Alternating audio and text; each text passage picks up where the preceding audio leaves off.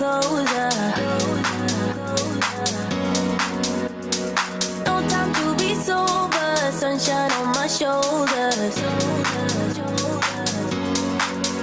I'm alive and breathing, living my best life. Love is on my mind and it's making me high.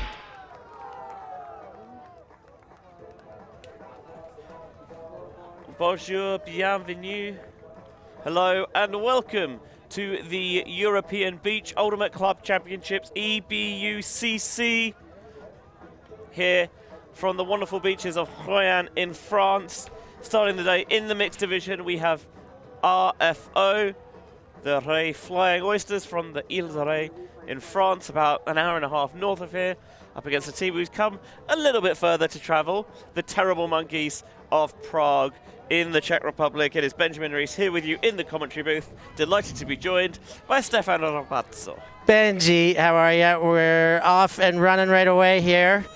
We'll get to know these teams a bit more as we go, but that pole lands in, and we'll see if Prague can answer what was a pretty slick start for RFO. I mean, they couldn't have really dreamed for a better first point, just marching down the field straight in. You see the bright pink discs as well, just a little bit easier to pick up on the sand. Terrible Monkeys, as you mentioned, trying to answer here. Big bid comes in, doesn't quite get there from Voinesson. Maresh. Oh, that was really wicked hands to burgle that one away. Floated downfield, nice high grab made. Bertrand looking at a reset, sneaking it through. Back to Liron, who poached the disc away, and then Voinesson goes in for the break, and RFO are rocking and rolling to start this game 2-0. Rocking and rolling, pretty nice start for the number 4 shirt, the number 0 shirt, Voinesson. He had that bid there, he ended up cashing in the goal at the end. He didn't get the D, but his pressure kind of was the first that the Prague team started to feel, and the ensuing throw went right into the hands of the defense. RFO, strong-looking team here. Of course, the team with the shortest distance to travel, so they should be able to have a strong team. You look at their roster. Captain hasn't even shown up yet. Sasha Pot-Sokolski, a player who spent a lot of time in Montreal playing with the Royal, brings his experience back and has been coaching and captaining a very talented group here. We'll get a little bit more into RFO later as Terrible Monkeys, fresh off winning the outdoor mixed nationals in the Czech Republic last weekend, back on offense here, although it must be said that there is a fair bit of turnover between that side and the guys and girls representing on the beach here in Royan. Whipping it underneath. Here's a high one, floated downfield. The layout, oh, brilliantly done. Superb grab there from Yuri Sedlaj. Well, that's one way to get your team back in it, Benji. We always talk about sparks, and let's not kid anybody. They're not out of this game. Two 100%. goals at the start of the game. It's enough to make you think and make you feel like there's a bit of urgency. And playing with a small sense of urgency does sometimes bring out the best in players. And right there, it definitely brought out the best in the number 12 shirt there. Sedlar made a fantastic play, puts the Prague team on the board. The Czechs are going to see a D-line back out there now. So one of the advantages, of course, of playing on beach is that you can throw yourself a little bit with a little bit less abandon, or more about, I can't even work out which way it is, but more intently than you can on the grass, and certainly Sedlaj committed to going for that one nice and early, and he got his rewards for it. Just desserts. We see Thomas Perron out there on the line for the Ray Flying Oysters, one of the members of the French Flying Disc Federation. Of course, they just had their grass national championships last weekend as well. And the women's side of Ray Flying Oysters made it all the way to the final, and they lost a heartbreaker on University Jaka, who just won the European Elite Invite the week before. So I think that shows the level of talent that's coming out of this part of the country. Here is the aforementioned pedal. Underneath, Blanc. Lovely break. utilising that low release, continuing all the way around to Rollet. Perron. Right, moving the disc quite nicely here. Try not to get stuck into too high stall counts. Pick is going to occur downfield, and I'm pretty sure that has affected the throw, so this might go back. Love the way that Rollet is just stepping forward a little bit there to help create the angle for that inside flick. Waiting for the disc to be checked in.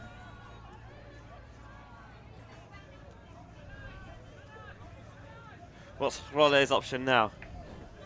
Downfield, Lacci. May think she can fit that one in there. She can indeed. Just a little tossed backhand into space for Rollet to run onto. Makes it 3-1. What a throw by Tiffane Lacci. We saw her last 2 weeks ago playing for Strasbourg in Bern at the Elite Invite. Now she's playing with the Flying Oysters. She was also a member of the French national mixed team back at Győr in that classic final they had against GB. We all remember so well. But there, the choice to go to the backhand here, where it's clearly a forehand side open throw, and she just goes that inside low release backhand here. Beautiful little option. Low release but high floaty. Well thrown by Lacci to put that one on the board to Rollet. Yeah, interesting there. It's I'll put my teeth back in. On the mark. I think she just gets caught quite perpendicular there, gets those feet set in the sand, and on beach, when you do stick there, it becomes very difficult to get those feet moving again. As Throis with the layout catch block. Did he need to lay out for that? Who knows, but certainly it looked good on stream, and that's the main thing. Here is Throis. You must admit, it's been very helpful off the field in helping to put this tournament together. Down the line, it's going to be high, and that is a brilliant grab for the bookends from Throis to make it 4-1. Well, you mentioned that man has been one of the most helpful people here as far as setting this tournament up. He said, I'm on double duty right from the beginning. I will be helping you do everything until it's game time. Then I've got another priority, and he's showing you why he prioritizes playing, because he brings a whole lot to his team. Yeah, utilizing his athleticism to great effect there. And the assist there from Lison Bourneau, as if she needs any further explanation what her game's about. But of course, one of the two Bourneau sisters played on the French World Games teams. They started in Dijon. They've been bouncing around a little bit, playing all over. They were playing PUC mixed last year, WCC, and for the mixed season, and have been getting some great experience playing with a lot of different players, different clubs. Oh, what a bid that was, Bench. There's going to be a discussion about it, though. Holy jumping bajibbies. That was a beautiful layout.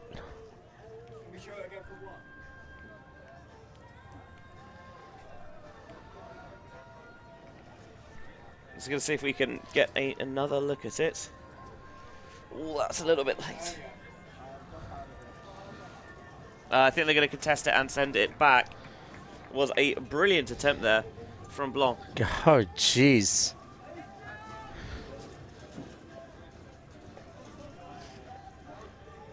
Maresh was the thrower. Spreading it towards the far sideline. Hora. A couple of players take off deep. Doesn't like either of them. Szczesnik has the reset. Down the line. Nice reaching snag there made by Maresh. Trying to keep the disc ticking over now. Faking at the first option, looking downfield. Time to find that reset. Volnar can't get it into the hands.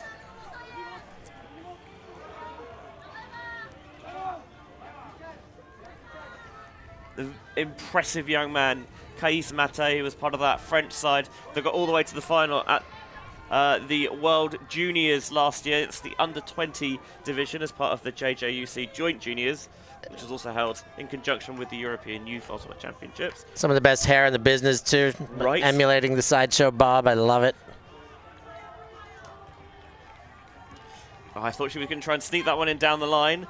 Teasing the hammer. Oh, the throw's a little bit behind, but he slowed up well and stuck that big paw out there and was able to reel it in. Voinesson catching his second goal of the game. Another RFO break.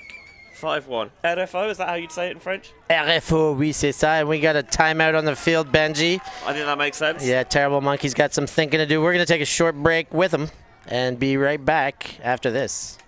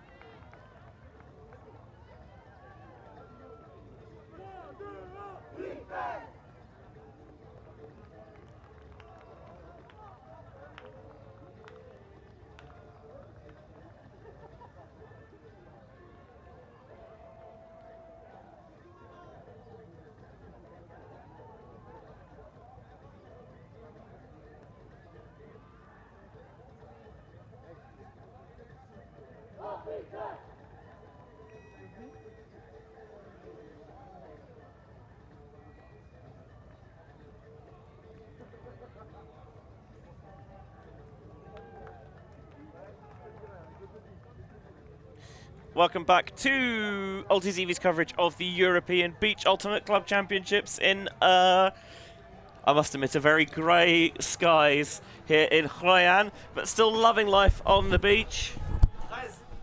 Just getting confirmation of the scores. So it's 5-1 to RFO here.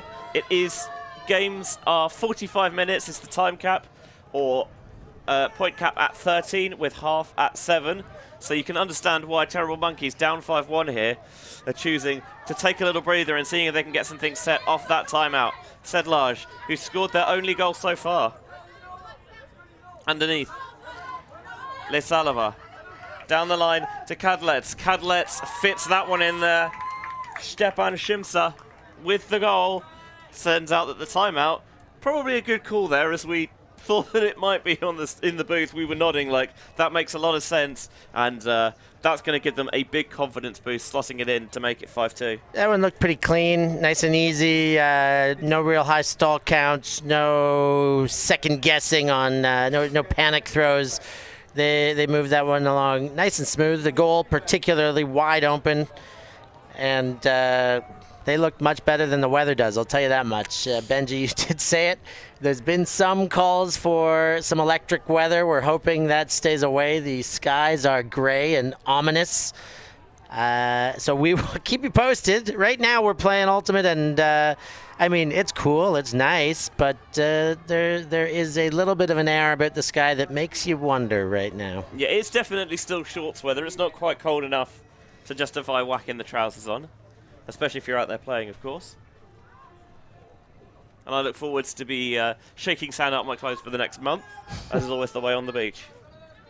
RFO back on offense. Trying to find that break to Mate, who's got a little pocket of space on the far side. Dishing it off, Lachi. A little bit low, not a problem there for Rollet. He's been very impressive at the start of this game. Showing for the cheeky blade to the far side. That is a brilliant find. And Mate with the clap catch layout. Gets the disc and probably gets a face full of sand along with it for his troubles as well. I think they were just talking about whether or not he got his hands underneath it. And they are agreeing that he did, so 6-2 is the score. It's the sort of throw you can, especially on beach, I think if you get the right touch on it, you can just sit it up there and let someone go after it and make that bid. Yeah, that was, you just as you mentioned, Rollet having a good game to start things off. She then comes out with this. Beautiful OI. Okay, making your receiver lay out. Sometimes I say it that every great catch comes on the heels of a mediocre throw. Tough to call that one mediocre. She could have been slightly more precise, but to go over the defense like that into a space that if anyone can get there, it was only going to be somebody with the same color shirt as her. And I mean, if you lead a young man like that, Kais Mate, and you rely on him to make a play, I think that you're safe to do that. I'm happy with that. If you're going to test the athleticism of Benji and I in the booth right now, you might not make the same play every time. No. But Kais Mate, very capable of getting that one done. And especially on the sand, where you do get that softer landing. So monkeys. What can the Czechs do? Things looking very congested past the building Voinasson. Break towards the far side. Nice little dish off there, Sedlage. With that quite exacerbated wind-up, slots that one in past the bidding Doir. Can they get it off the sideline, or will they go for the forcing throw? Cadlets is able to sneak it down that line into space to make it 6-3.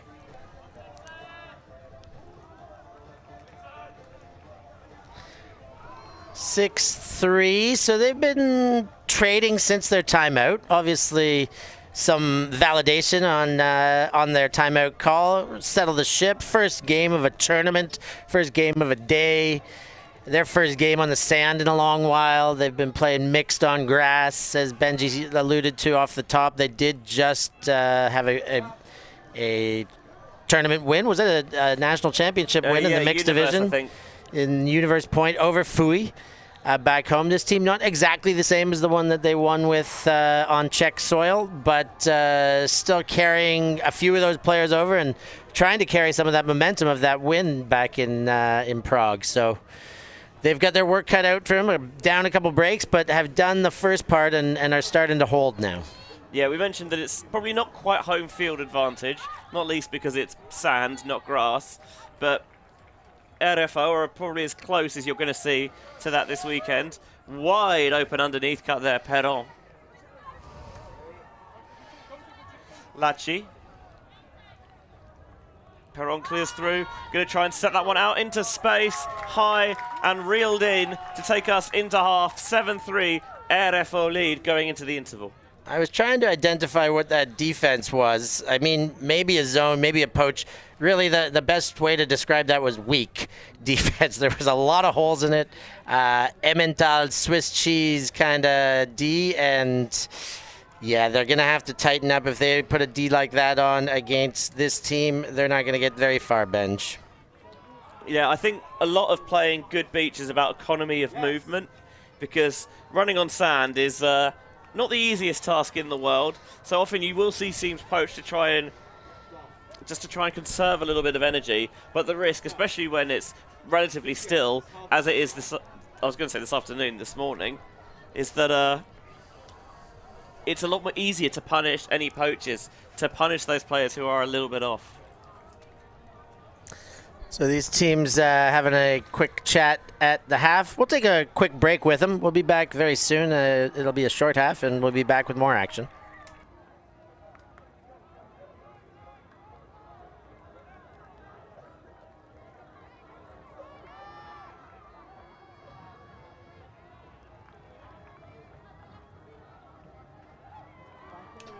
Second half here in our first game of the weekend at the European Beach Ultimate Club Championships, which you may remember last season were at the end of the season, but they've moved to, I was going to say, maybe a more beach appropriate time slot in the calendar, although given the weather overhead, maybe I was mistaken.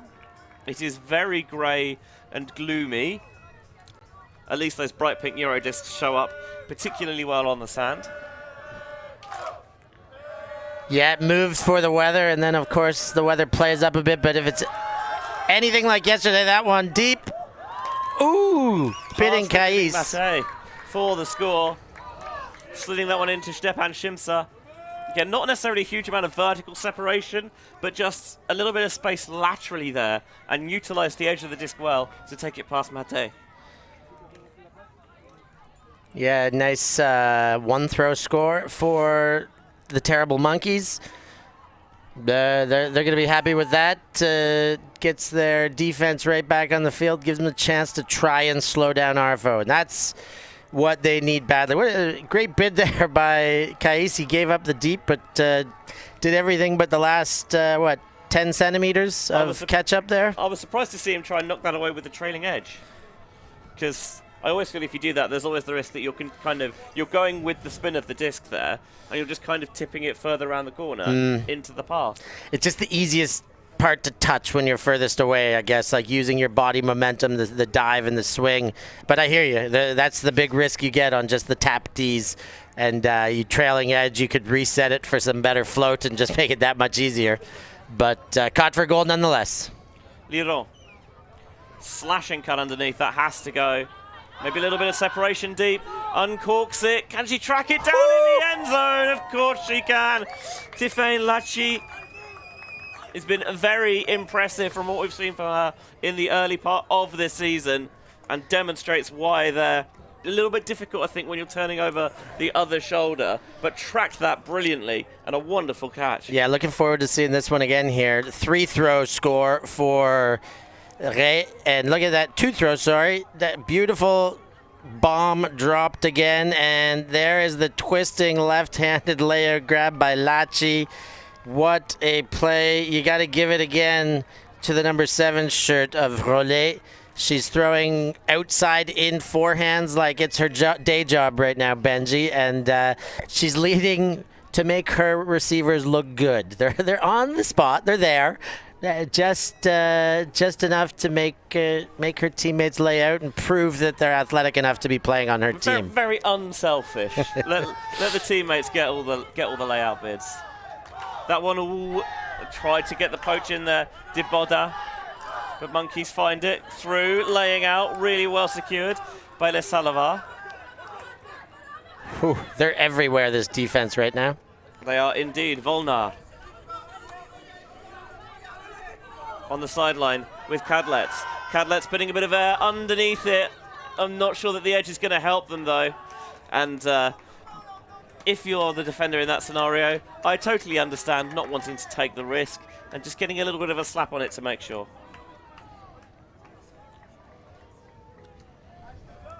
Vanasson will pick up with RFO looking for the first break of the second half. Borno has an option underneath. That one is absolutely gunned into Dwar. A frozen rope of a throw. Bang on the money for the score. And I mean, I don't know if you qualify that as double happiness, because she let the D go in the other end and then threw the bomb. So, you know, as you said, you don't want to take that risk in the other end. She didn't take the risk. She let it go, but essentially ensuring the D, and then puts a laser down the other end. Just, you can see the field stretching ability that RFO have. One of the nice things about playing on beach, especially when there's kind of not really that much wind, which you often do get, of course, coming off the oceans and off the waters, is that with the smaller field size, and as well with 5-a-side, so there is a bit more space, you really can score from anywhere on the pitch.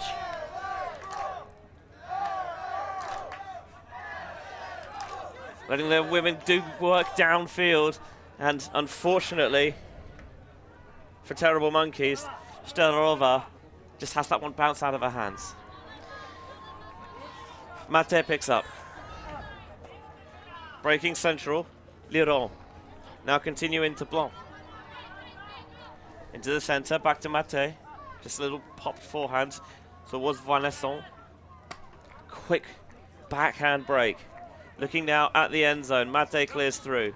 Said utilizing the give-go, which can be so effective, just that first step separation on the sand. Liron into Mate. Another RFO break, 10-4. I'll tell you what, they are laying down a marker here, first game on stream, of the Flying Oysters. Are they ever, Benji? It is just clinical. Their defense is coming, they're getting it, and it just, but the moment they pick up the D, the disc to go, there's this certainty, there's this swagger, confidence that even from our chairs, it just seems so obvious that they're going to put that score, and they came here with intentions of going deep, as have many teams in the mixed division. There is a strong class of contenders here. It's a strong field. And they want to be in the conversation, and they're making a case for themselves early. Yeah, RFO, we talked about how their women's side have had success recently. Last year in the Open division, they were at EUCF for the very first time. As there's a miscommunication on who's fielding the pool there. It's going to start the Monkeys from their own end zone. I'd have thought Monkeys would take Oysters in a fight, but I guess I must be wrong. How many oysters? That's a fair point. That is a full extension there from Sedlage to try and find a way to squeak that in downfield. Now all the dish off there from Bushkova just floats a little bit. Perron will get a chance to pick up here, not far outside of the end zone. Might try and score on the first pass, and that's the way to do it. Just a little floated one in there into the hands of the receiver to make it 11-4, 2 points away from the victory now. RFO.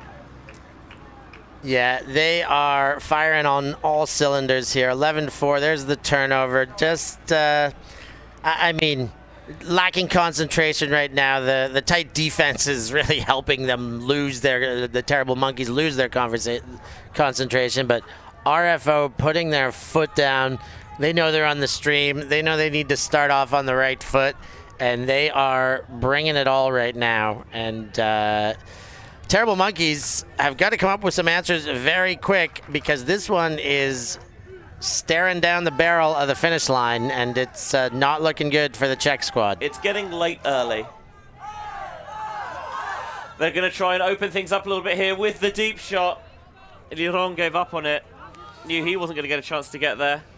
But the Monkeys receiver couldn't either. Martin Reznik was the target. Gender ratio rule A here in the mixed division, by the way. So we swap every other point with the dominant on-pitch gender pulling as well. The prescribed puller rule that seemed so obvious now that you wonder why we didn't do it earlier. High release on towards this sideline for Liron. Liron's going to zing that one down the sideline.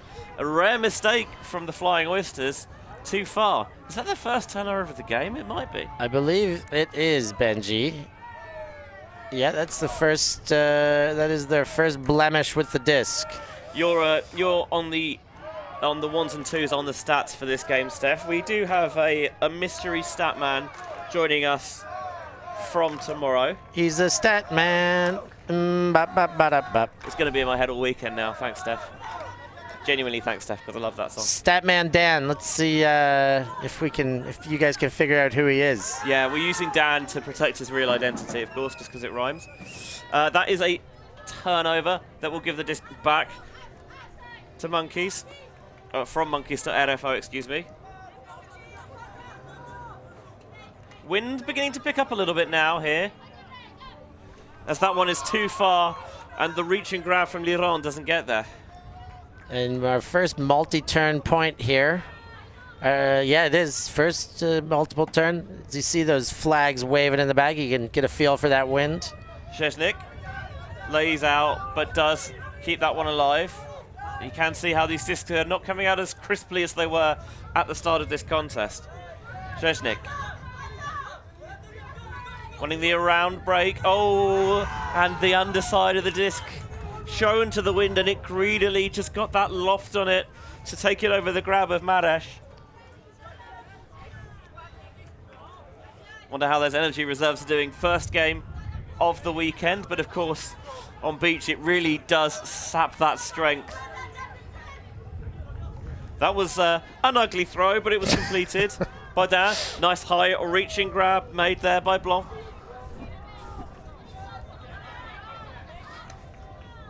Should it not be Blanche rather than Blanc? No, Blanc. For a name. I know. De Meulemeister. Liron. Looking at the end zone, he wants the scoring pass here. I'm not sure he's going to find it. Sneaks the reset through. Baudin. Liron muscles up line. There's a little window there. It's off the hands and slapped to the turf. Maresh was alert to a potential second effort slap down there. Here is Maresh. very vocal support for the Oysters here. And that one, oh, Maresh, I'm not sure whether it was tipped or whether he just did not get enough on it. I feel like fatigue had a part played in that when you saw Maresh on his haunches not long before that. You can be fit, very fit on grass, but playing on beach is a whole different animal at times. Blanc. Zipping that one in there, in the front of the end zone. Isliron, 12-4. RFO, one away from the win. And I was thinking about it just before, how good of a game Blanc has been having, and then she threw that assist. She's one of the players that I probably don't know too much about going into this game. Haven't seen her play amongst some of the names that are a bit more well known on this roster, but she is having a cracker of a match. She's laying out, she's throwing goals, she's catching goals, she's well, she hasn't caught any goals, sorry, yet, but she did have that one in the corner that was called back as well. That was a potential D. She's really impressing me out there, getting it done across the board and putting RFO one away from a first-round victory bench. A comprehensive performance, I think. Although they still do have to close it out, and that's one of the great things about Ultimate. No hard time cap here. We're going to keep going until someone reaches 13 at this point. On the shoulder, but not quite close enough, is Borno.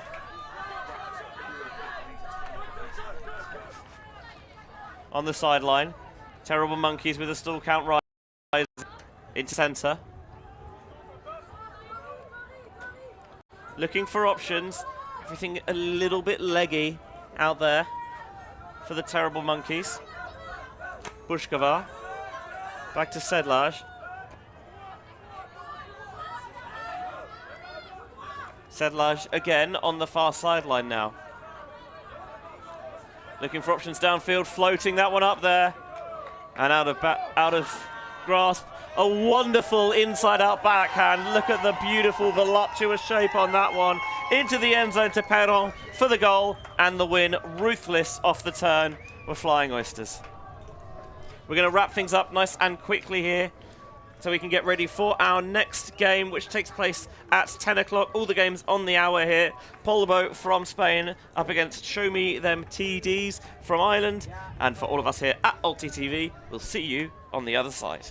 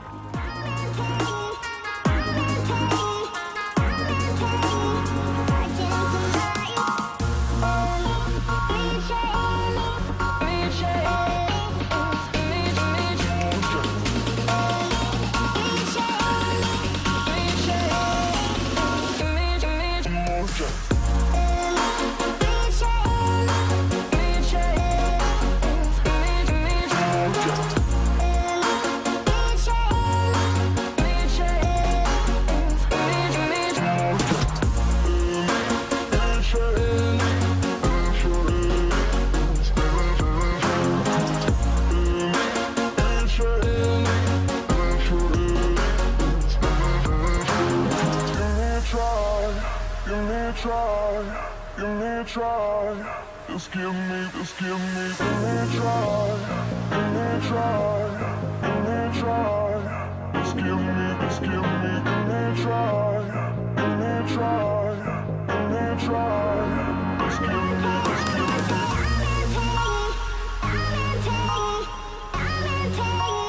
I can't deny you.